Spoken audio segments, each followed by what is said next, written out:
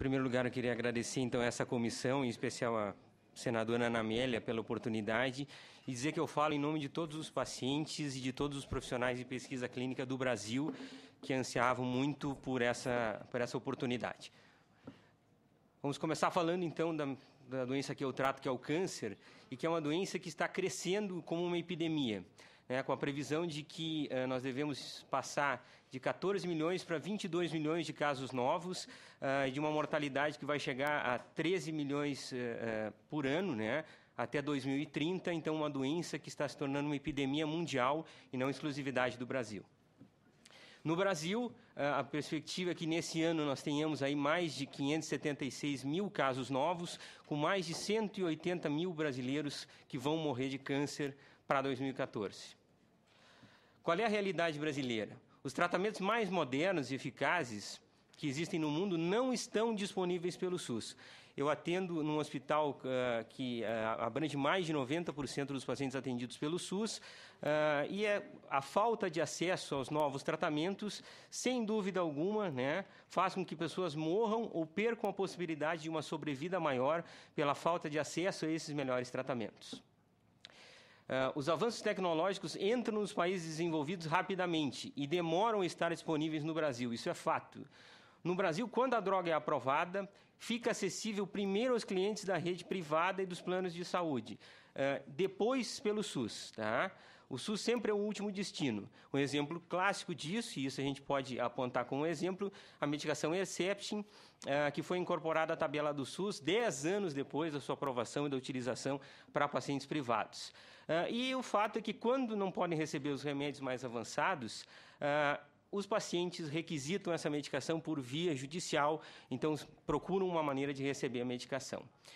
Assim, com a pesquisa clínica, nós podemos proporcionar aos pacientes brasileiros, e vejam bem, principalmente os do SUS, que são a grande maioria, acesso aos melhores tratamentos. Eu listei rapidamente aqui medicações para câncer de pulmão, de mama, de melanoma, de próstata, que já são utilizados no país por pacientes privados ou pacientes com planos de saúde e que não estão disponíveis pelo SUS, mas que eu, em Juí, né, no meu pequeno centro de pesquisa lá, consegui oferecer para todos os pacientes de uma forma uniforme, sem custo.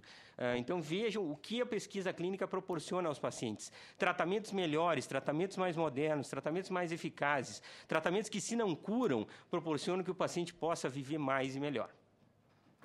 Então, uma pesquisa clínica surge para verificar essa eficácia, né? E ela, dependendo do caso, pode se estender até 10 anos. Tá? Quem participa vai ter acesso ao melhor tratamento possível, e existem órgãos éticos que regulam isso, e essa não é a discussão de hoje. Próximo.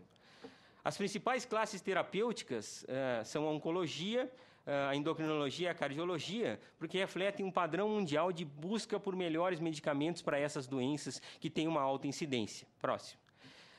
Os estudos podem ser de várias fases. O importante aqui é determinar que, de todas essas fases, o Brasil só participa das últimas. Por quê? Porque as primeiras fases, quando nós determinamos qual é a dose dessa medicação, qual é o perfil adequado, precisam de uma aprovação de, no máximo, 60 dias.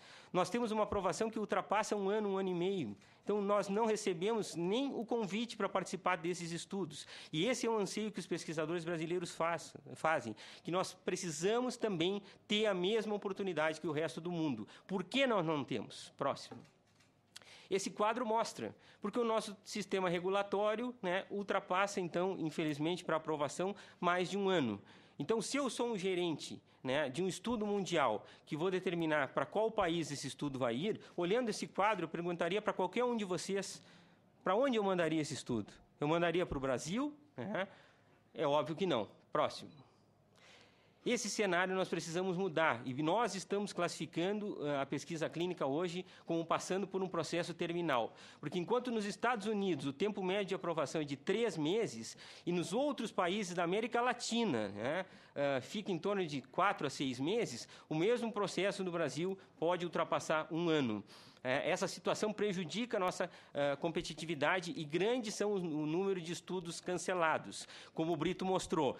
Ou são cancelados porque vêm para cá, passam por um processo regulatório e não dá tempo de nós iniciarmos o estudo porque o recrutamento já fechou, e aí vejo o desperdício de trabalho dos pesquisadores, dos órgãos regulatórios, que acabam, né, tendo um trabalho em vão, ou simplesmente nem são oferecidos mais para o Brasil, porque o nosso processo regulatório é lento e eles requerem agilidade. Próximo. O nosso número de estudos clínicos fica abaixo dos demais países em desenvolvimento, né? Então, nós perdemos posição nos últimos anos, até mesmo para a China, que também tem um sistema regulatório complicado, né? Então, o Brasil se torna pouco competitivo por essa demora. O que nós temos e qual é a realidade da pesquisa no Brasil hoje? Centros reduzindo o número de funcionários, pesquisadores desestimulados, sem querer mais trabalhar com pesquisa, estudos sendo cancelados. Semana passada eu recebi um comunicado de um estudo que foi cancelado no Brasil, porque havia sido aprovado pela CONEP e ainda não havia sido liberado pela Anvisa, e o estudo já estava sendo encerrado. E milhares de pacientes, e o fundamental são os pacientes, que poderiam receber tratamento de ponta anos antes de estarem disponíveis no Brasil. Maioria dos estudos, então, concentrados em fases mais avançadas. Próximo. Falando mais uma vez da velocidade, nós precisaríamos de um tempo máximo de 60 dias, ou atrasa pela CONEP, ou atrasa pela Anvisa, ou por ambos. Então, nós enfrentamos esses dois problemas. O importante é que no Brasil foi elaborada uma resolução chamada 466, que foi reformulada agora, com uma norma operacional em 2013, que nos coloca que o prazo para emissão do parecer inicial pela CONEP é de 60 dias a partir do aceite da documentação. Esse prazo, se ele fosse respeitado, ele colocaria o Brasil em condições de competir de igualdade. Por que ele não é cumprido? Porque nós estamos sujeitos, então, a uma aprovação que é múltipla, né? Passa pela aprovação da CONEP e passa pela aprovação da Anvisa. Próximo. Esse fluxo, então, requer que um centro coordenador local faça a primeira submissão, submeta a CONEP, ao mesmo tempo isso é submetido pela Anvisa, e só depois, então, dessa dupla aprovação e liberação é que se inicia o ensaio clínico. Então, nós podemos atrasar, porque nós não temos a aprovação da CONEP, ou ela pode demorar, ou nós podemos ter a liberação da CONEP, e isso tem acontecido também, e não temos, então, a aprovação da Anvisa, fazendo com que o nosso trabalho fique em vão. Próximo. Existe essa duplicidade de avaliação. Então, no Brasil, o sistema é assim. Temos que aprovar por um comitê local e temos que aprovar pela CONEP. Próximo. É nessa etapa que a demora é maior, né? Por um grande número de estudos que acaba sendo concentrado num único órgão, então o Brasil acaba se atrasando. E, às vezes, a gente tem a aprovação e tem a demora da liberação da Anvisa. É importante reconhecer que tanto a Anvisa e a CONEP têm tentado ações para minimizar esses gargalos. Tem-se feito um esforço concentrado para diminuir as filas, se criou a possibilidade de tramitação simultânea, ou seja, antes nós tínhamos que passar primeiro pela CONEP e depois pela Anvisa, agora pode-se ir ao mesmo tempo, mas mesmo assim nós não conseguimos cumprir um tempo que seja razoável, né? Então, essas medidas são insuficientes. Por quê? Porque se nós organizarmos e voltarmos a ser um país atrativo para tratar os nossos pacientes com câncer, então é óbvio que essa fila tende a aumentar. Então, nós temos que criar um sistema regulatório que seja mais ágil. E isso tem que ser a regra. Como é que funciona em outros países? Não existe um órgão central. Os comitês de ética institucionais são responsáveis pela definição. Ou seja, existem vários comitês locais que tornam com que isso seja menos concentrado e isso funcione melhor. Alguns países, até mesmo se isso não for aprovado no tempo regulamentar, o protocolo é dado como aprovado para que não haja prejuízo para os pacientes. Como avançar? Então, a descentralização seria um meio, eu acho que nós temos que avançar muito nessa discussão, de se criar comitês delegados pela CONEP, né? E a CONEP, então, poderia, próximo, atuar como um órgão consultivo e fiscalizador, preparando melhor esses outros CEPs. Próximo. Com relação à questão da Anvisa, também solicitamos, né, que os prazos tenham que ser respeitados, para que o serviço, então, dos pesquisadores e da própria CONEP não fique em vão, com nós tendo protocolos aprovados e que não sejam colocados em prática. Então, acelerar a aprovação da CONEP e também um melhor prazo para a própria Anvisa. Temos regras claras para os pacientes e potencial para tornar o Brasil uma referência mundial. Tá? E a pesquisa clínica é uma maneira simples de enfrentar o câncer. Todos os envolvidos saem ganhando, o paciente, o investigador, a companhia que desenvolve e principalmente o nome do nosso Brasil. Próximo.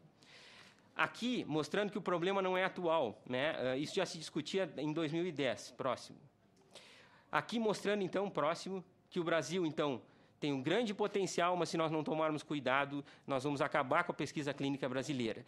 E esse último slide mostra, então, uma foto das luzes do mundo à noite. E mostra como no Brasil ainda essas luzes estão apagadas. Por quê? Essas luzes, então, podem representar os nossos pacientes que necessitam de tratamentos melhores. Que a gente possa fazer, então, dessa audiência um marco inicial para que a gente possa modificar essa realidade e colocar mais luzes nas vidas dos pacientes.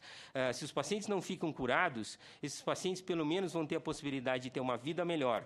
E muitos são os testemunhos de pessoas que nós vimos que, com os anos de vida ganho por esses tratamentos, puderam casar, puderam criar os seus filhos, puderam escrever artigos, né, para jornais e poder dar o seu exemplo de que é possível, sim, com a ciência, poder fazer uma vida melhor para todas as pessoas e todos os pacientes brasileiros. Então, esse é um pedido do nosso país, que a gente possa ser mais ágil para ajudar o ser humano, que é o nosso objetivo.